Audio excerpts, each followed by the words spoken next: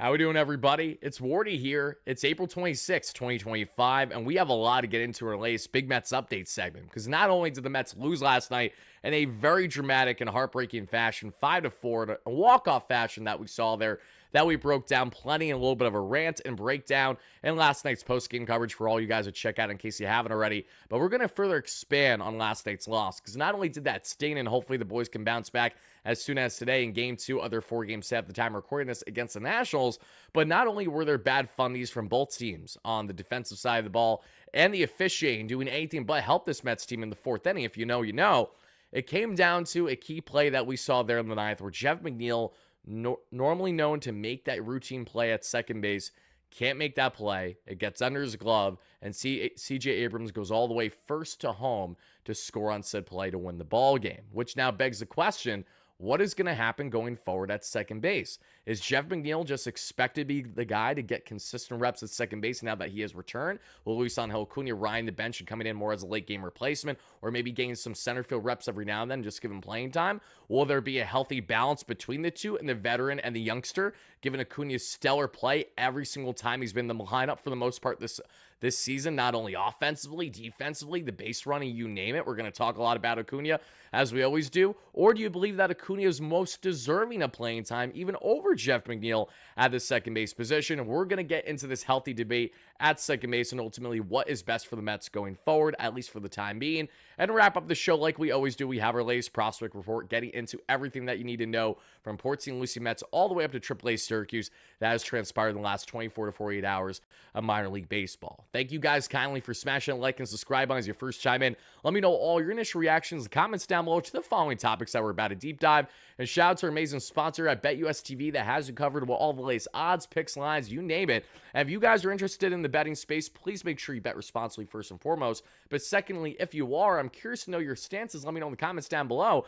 The Mets currently sit at the second best odds to win the National League this year at plus 550. They're tied with the Philadelphia Phillies somehow, some way. I don't know how they're tied with the same odds right now, but again, it is what it is. The Braves are at plus 750, but the Dodgers, as expected, are top dog right now at plus 140. Now, personally, I would imagine a team like the Padres should be in higher contention in this mix too, but no, it's the Dodgers at plus 140, and that's about that. So I'm really curious if you guys do believe that the Mets do have a great chance of actually winning the National League this year, then feel free to sprinkle some dollars and biasly bet if you want. And if you don't want to, that's fine too. But if you have interest in the Dodgers, the Phillies, the Braves, or other plays, just make sure you check out our awesome friends at BetUS TV that, again, have you covered with all the latest odds, lines, picks, you name it. Can't thank them enough for the endless support. But let's get into this, everybody. And let's first start by further breaking down what transpired this past night in baseball. Because not only were the Mets unbelievably screwed by a schmuck of an umpire that we saw there at first base, as well as pretty much everyone around, because you can even give the benefit of the doubt to a degree, the first base because he simply couldn't see the play. But for guys at second and third, there's nothing to justify why everything transpired ultimately the way that it did. That's even why Carlos Mendoza went out of his way to say post-game how this was less about what happened there with the first base ump as it was with others. They could see what happened, and they still weren't able to make the proper call, make the proper play in that situation where the Mets absolutely should have had things continue in that fourth inning versus it ending in that supposed triple play. Well, what we come to find out later on this ball game is not only were there bad fundies by the Nationals, as Dylan Cruz did his best to lay out, wasn't for a lack of effort, laid out to try and make a play. Instead, it's Mark Vientos with a bases-clearing triple, 3 RBIs, Oppo for Mark Vientos, his second hand of the ball game, and he is certainly starting to get hot at the right time for this Mets team. And that was very encouraging to see. That gave the Mets a 4-3 lead in the 8th inning. But then Dylan Cruz legs himself his own triple that we would see shortly after an inning later, because Juan Soto is not able to make the proper catch in the outfield by the wall. A really good attempt by him that sadly just bobbled out the glove. Not going to blame his defense too much there, as that was a really difficult play to make to begin with. But where I think we can blame most on the defensive end has everything to do with the following play that I'm about to show each and every one of you. And unless you missed last night's game, you know exactly what I'm referring to. Take a look, everybody. Here it is. This is the inning ender for the Mets, the game ender for the Mets, where the Nationals are confident saying ball don't lie, even though that these are the same schmucks that saw this play transpire. Oh, but the ball didn't lie there. Not a problem, right? Even though it was clear as day that that was a botch call there by the ump. Clearly hit the ground first on Jesse Winker's liner. Should have been at worst a double play, not a triple play. And of course, the Mets lost in a one-run fashion where they could have easily potentially scored at least one run that inning, even if there was a double play, and then you'd have a runner still at third with 2 outs that could be brought in on, say, a single or something along those lines. We're never going to know now, but it's a shame how something out of everyone's control was an ultimate difference maker in this ball game. So that's frustrating enough that the Mets potentially could have been costed a run or so there when they were trying to rally back after giving up 2 runs a half inning prior. As I broke down last night's postgame segment, this Mets team has been so resilient this year. Look at that 7-0 homestand. What did they do so well? They played really good baseball in a lot of tight ball games, and even every time that they were down by a run or multiple, they rallied back a half inning or a full inning later. It didn't take them long to bounce right back and to make sure that they made up for their defensive woes, their lack of offense, what have you. And speaking of defensive woes, however, take a look at this, everybody. Here's Jeff McNeil at second base, and a very important play in the game. You have C.J. Abrams at first base, mind you. At first base, C.J. Abrams is here, and here is a chopper by James Wood. It goes up the middle. Here's Jeff McNeil. This is not Luisangel Acuna. This is Jeff McNeil trying to make the routine backhand play and to get that final out of the inning. Instead, Jeff is too focused on the fact that he's trying to make the quick turn and doesn't focus enough on the ball on the ground. That allows the ball to get past him. He can't make the play, and because Tyrone Taylor's playing too deep, and you can't blame Tyrone Taylor here. Tyrone's playing deep simply because James Wood is batting, and James Wood, like C.J. Abrams, a key piece of the Juan Soto trade a couple years ago between the Padres and the Nats, Wood has all the ability to potentially be an MVP candidate years to come. That is how much potential there is with this kid. So, of course, you're playing deep on him because when he turns on baseballs, he rips them roughly 120 miles per hour, and he goes oppo in his sleep. So this is a very lethal bat up here. Young at the young age of 22 or so doesn't change the fact that he's lethal, and you can't play shallow on him. So Tyrone Taylor plays deep. C.J. Abrams comes in to score comfortably, and that does it for the ball game. Now, naturally, as a Luisangel Acuna truther, the way that you guys know if you've been following the platform, I have been talking up Luisangel Acuna for weeks on end, pretty much the past month of baseball. I've told you guys on the nightly basis how impressive Acuna has been, one, but how much of a difference maker he is. And this is a continuation of what I broke down in last night's postgame segment, but that's why I want to open up to each and every one of you this morning as well. When we look at the second base debate, the Mets already cut ties with Brett Baty, so they've already made a decision as to what second base will roughly be for them, and it's going to consist of both Luisangel Acuna and Jeff McNeil. But this is where Wardy's gears started to get grinded, right? Jeff McNeil, who had a nice rehab assignment in the minor leagues, gets the immediate start as soon as he's activated. Francisco Alvarez gets the immediate start as soon as he's activated. Alvarez had himself a hit up the middle at 109 miles per hour and threw out Luis Garcia trying to steal second base. So Alvy did his job, as one could hope, there for his first game back this season. Not at all complaining about that. But where I have a complaint is when you have Jeff McNeil start this game right away, when Luisangel Acuna has been a massive focal point as to why the Mets have in part legged out the victories that they have over the many games over the past month of play. You can't sit here with a straight face and tell me, as a Mets fan who's watched and covered every single game, that Luisangel Acuna hasn't been one of the most slept on and honestly one of the unsung hero for the Mets so far this year. With the exception of the obvious ones in Lindor, Alonso, etc., Luisangel Acuna makes a difference every single time he's been out there, which is why he's batting closer to 300, far closer to 300 than 200 right now. He's over 700 in the OPS. The defense has been electric. We know that his sprint speed is in the 99th percentile, so he's the fastest guy in the game pretty much, with the exception of guys like Bobby Witt Jr., Ellie De La Cruz, who are all right towards the top of the list as well. What hasn't Luisangel Acuna been able to do? That's the thing. So instead of riding the hot hand of what has been working, what has been a key focal point in your success for the past number of weeks, the Mets decided to go with, let's face it, on paper, it's still an ice-cold Jeff McNeil getting into his first game this year. And I understand you want to get McNeil immediate reps. Of course, Carlos Mendoza was going to do that to a degree. But to not start Acuna here at second base, this is a prime example of how it actually costs the Mets here. And I don't mean this as much of a dig on Jeff McNeil as I do a continuation of Luisangel Acuna, in my humble opinion, deserves to be getting the bulk of starting reps at second base. He's earned that right. He's played himself so well up that he deserves to be here. What hasn't Acuna done defensively, offensively, base running wise to warrant him getting a start even to begin this series over Jeff McNeil? I think that was very warranted. I think it made a lot of sense to potentially have them split this series in a 4-game set where Acuna gets 2 starts at second base and McNeil gets 2 starts at second base. If McNeil gets 3 out of the 4 or 4 out of the 4, that's a major problem. And I'm going to call it out as it is every single time. If McNeil is 3 out of 4, but Acuna gets a start saying center, comes in as a late game replacement center one of these days from the 7th inning on, then it's a bit more palatable knowing that he's at least getting in-game action. And one thing that impressed me so much about Luis Angel Acuna and his maturity as a young man and a batter is not just the fact that he's Ronald Acuna Jr.'s brother. Far from it. What I'm really most focused on is how does Acuna handle himself when he faces the adversity of things out of his control? Let's take Exhibit A this past week or so. Acuna didn't play for over 48 hours, not because he was injured or because he wasn't playing well, but because they wanted to give Brett Baty his final looks at both second and third base.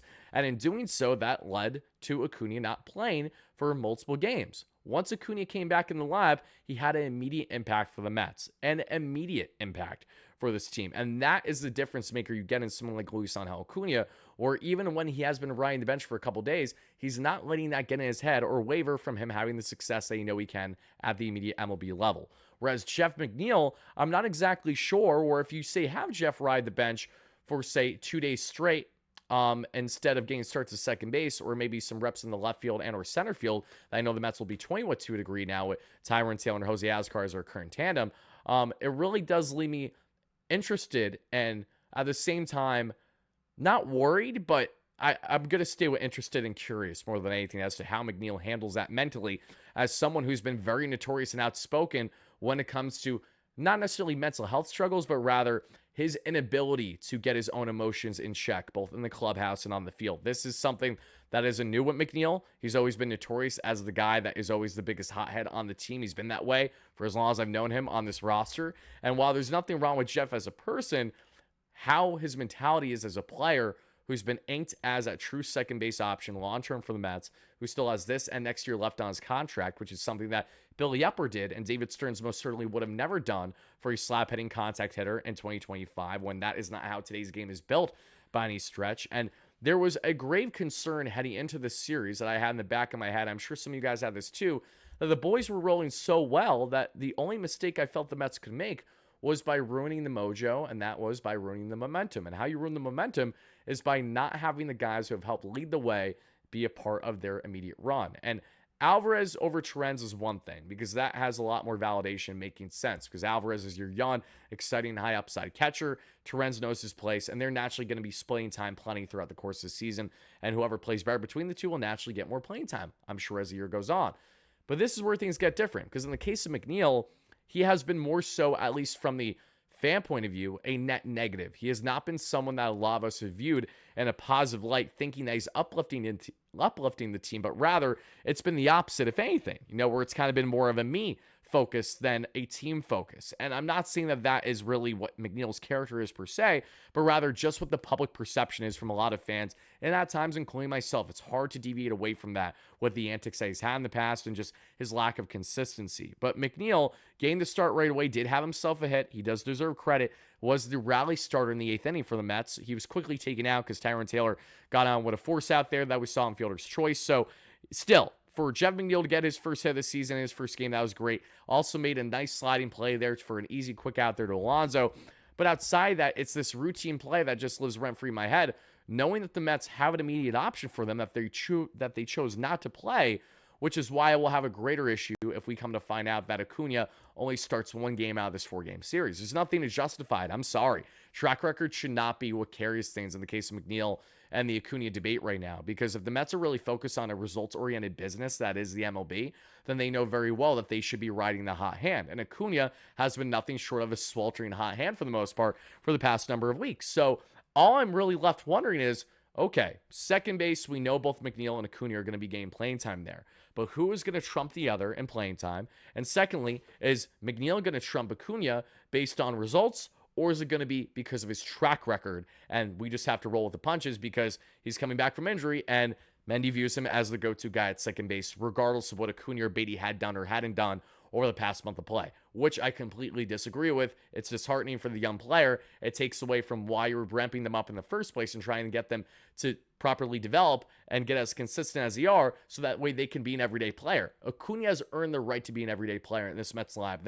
There's not a single person out there that can tell me otherwise, because there's not one single number to back it, to justify him not playing every day. So whether it's Acuna getting some reps at center field and Jeff at second, whether it's Jeff getting some reps at center field or maybe some reps in left field by shifting Nimmo to center, giving Nimmo an off day, or putting Nimmo at DH based on matchups, I just want to see Acuna in there more often than not. And if we come to find out that this is going to be a series where he plays little, then there's a problem. If not, great, and we're going to talk all about it. And while McNeil is playing, I hope he, again, thrives. Whoever is in the Mets lineup, I want to see succeed. So this isn't about like, oh, I hate Jeff McNeil thing.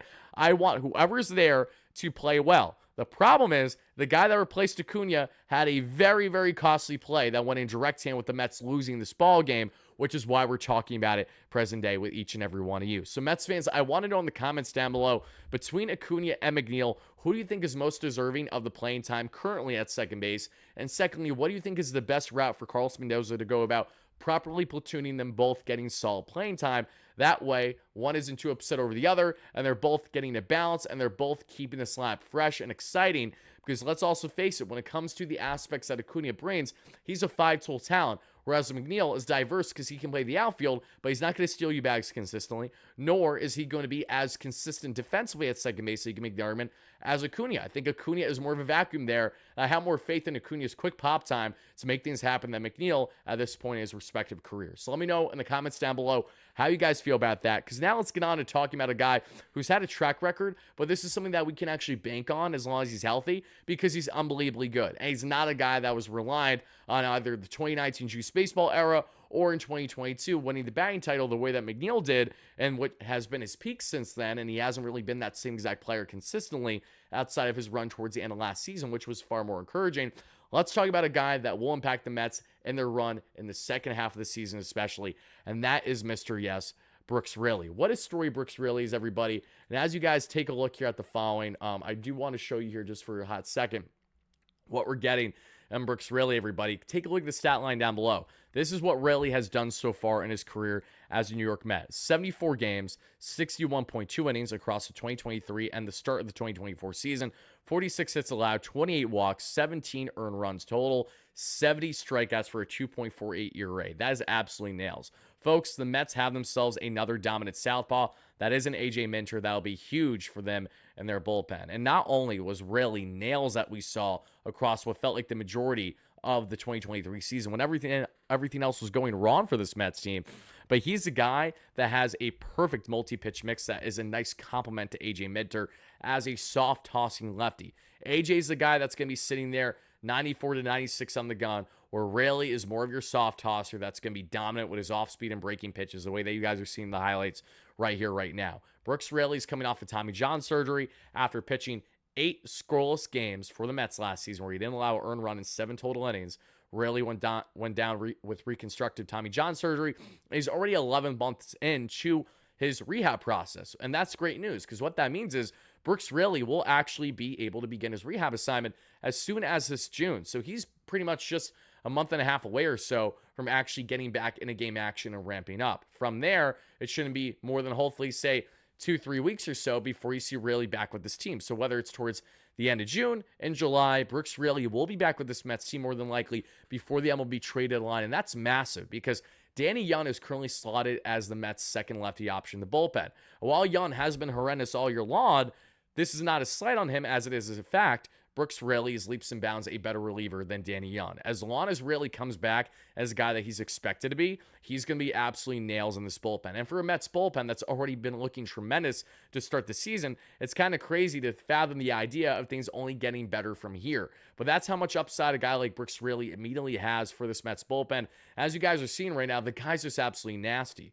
And what I find most fascinating about Raley is that while, yes, he's a guy that you think, okay, he's a southpaw, will be your typical lefty specialist, not exactly the case, as Brooks Raley actually has reverse splits going back to the 2023 season with the Mets. What that means is, what I'm going to show you guys right here, right now, is that Brooks Raley has actually fared better in his career against right-handers to a degree than against left-handers right now. Right-handers, he actually gave up only a 189 average at 578 OPS this past season, and by past I mean 2023, not 2024. Against left-handed batters, right down here, he gave up a 250 batting average and a 736 OPS. So bizarrely enough, he was dominating right-handers more than lefties, which is all the more impressive as a soft-tossing southpaw, the way that Brooks Raley is. Now, these splits obviously can fluctuate year to year, so very well could be a situation where he's better against lefties this season when he comes back from injury.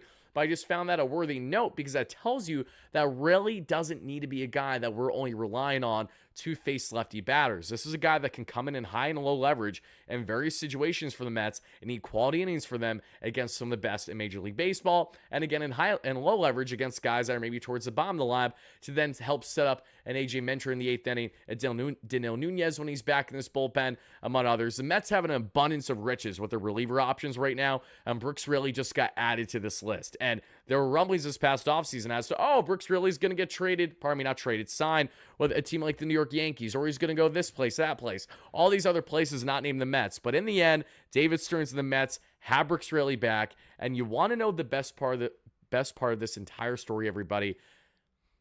The Mets got Brooks Raley back when their pitching lab is better than ever before. Brooks really dominated for them in 2023 after a really good one-and-done year in Tampa because the Tampa Bay Rays get the best at pitching. We know that. But Ryan Stank was just on a record a couple of days ago saying that out of my time with the Rays, the Astros, and the Mariners, and now the Mets pitching lab is as good as any in the game. And that's huge to hear because the Astros have a great lab. The Rays are notorious for one of the best labs in the league. And the Mariners have their own lab too on a tight budget. They're so fantastic in getting the best out of their pitching. Look at with their rotation. It's not just Luis Castillo. It's all their homegrown talents in the Logan Gilberts, in the George Kirbys, in the Brian Woos, in the Millers. There's an abundance of options there. And their bullpen too gets the job done more often than not each year. So there's a lot of talent on the pitching end across Major League Baseball, but to hear Stanek speak as glowingly as he has about the actual lab the Mets has should have you further excited about what Brooks Raley can do in this lab. Because Brooks Raley's never worked with Desi Driscoll before. Desi Driscoll is the Mets' new assistant pitching coach that came over from the Yankees on a lateral move this past offseason where he wanted to be here. He saw the Yankees go on a World Series run and said to himself, I want to be a New York Met. If that isn't telling that the Mets are becoming more of the big bad Mets in town, I don't know what is, and that's the best thing imaginable. Pairing that with Jeremy Hefner, this pitching lab, they may get the best out of Raley that he's ever done in his career because you can be very selective on his utilization. You're not overly reliant on him to be your only lefty option the way that he was in 2023. So Carlos Mendoza has a real piece on his hand here in Brooks Raley, and I'm ecstatic to see what he can and will do for this Mets team as soon as this summer. Mets fans, on a scale of 1 to 10, I want to hear in the comments down below, how excited are you to see Brooks Raley back in this Mets bullpen? And what is your immediate expectation for him once he gets back from injury, with the expectation that either Danny Young or someone that maybe has options is sent down as a corresponding move when that happens a couple months from now? So, guys, let's now go on to our last but not least topic in this one, which has everything to do with our farm report that I'm going to break down to each and every one of you. So let's go ahead and let's do exactly that. And let's actually get the farm report started today here with the Brooklyn Cyclones, because the Brooklyn Cyclones had a solid game today that we saw this past day, I should say, rather. And one of the key standouts that you guys are going to see right here is Carson Bench, first round pick from a year ago. What did Carson Bench do in this game, everybody? He hit himself an absolute nuke. That's what he did. Take a look, everybody. Ding Don, Oppo Bomb, and that's huge for Carson Bench because he's been a little underwhelming so far this year. Was initially red hot when he immediately started and then cooled off quite a bit. Bench going Oppo Taco there that we saw for an absolute huge home run tater. Huge bomb, as that was a grand slammy. So you want to talk about hitting a nuke. His first pro grand slam of his young career. Shout out to Carson Bench. That was nothing short of fantastic to see. And as we further expand on the Brooklyn Cyclones as to how they fared in their latest ballgame, everybody, listen up, because the Cyclones in their latest game won 8-3 over the Blue Claws that we saw this past night. Bench had that big game with the home run, the grand slammy, the 4 RBIs. He's up to 236 average and a 718 OPS on the year. Jacob Reimer had an RBI. He's at 297 on the average, 904 OPS, commanding third base, off to a great start. Eli Serrano had a couple walks, 250 average, 867 OPS. Great to see there from Eli, who's been fluctuating with his offensive production. Great glove two ways in the outfield too. So there are certainly appealing aspects to him for sure. We also saw Mercado there at first base, 3 for 4 with a run scored in this one, and 2 RBIs, 410 average, and over 1,000 OPS. And then on the pitching end, everybody, we had Mr. Gordon, who was drafted, what was he, 13th or 14th round? I think 13th round by the Mets last year. RJ Gordon gained the latest start for the Cyclones, and he goes 5 innings of 1 earned run ball with 9 strikeouts for a 2.70 ERA on the season. Love to see that. Now going on from the Cyclones, everybody, let's actually hop and talk about AAA Syracuse, because AAA Syracuse didn't get a lot of production, but they did get Drew Gilbert doing Drew Gilbert things, everybody. Drew Gilbert has been tearing the cover off the ball since getting back up to Syracuse with the Mets this season. That's been huge to see. Drew Gilbert has been looking fantastic coming back from his rehab assignment. They started the year in Port St. Lucie. He missed the majority of the season last year that we saw due to a hamstring injury, but he got all that one there that we saw for an RBI double, 107 miles per hour off, yes, Lucas Giolito, as Lucas Giolito has been continuing his rehab that we see there in AAA for the Worcester Red Sox. Probably butchered that as well on the name, but that's okay. As we get on to the Syracuse Mets, everybody, in this game, the final score that we saw was 8-3 in the Mets' favor, actually. So I apologize. The previous Syracuse Mets game, they lost, and Brandon Sproat, our top pitching prospect, got absolutely lit up, gave up 6 earned runs in that outing. Not ideal, as Mets pitching prospects continue to fluctuate with their consistency at the AAA level, and until there is consistency, we can't expect a Sproat or eventually Noah McNeil when he gets moved up, a Jonathan, etc., to be called up to the major league level. They have to get consistent in AAA before they go anywhere else. But Donovan Walton didn't do much in this one. Drew Gilbert did, though, 2 for 4 with 2 runs scored and an RBI. John Singleton, 2 for 5. He continues to look great. His 6th home run array on the year. 286 average and 979 OPS. He's hit a boatload of tanks this past week. He's looking really good, Singleton at DH for the first base position. Joey Meneses at first base. A couple RBIs for him. Joey with his first triple of the year off of Lucas Giolito that we saw. 289 average, 825 OPS. Billy McKinney, 1 for 3 with a run scored, pair of walks, 239, 666.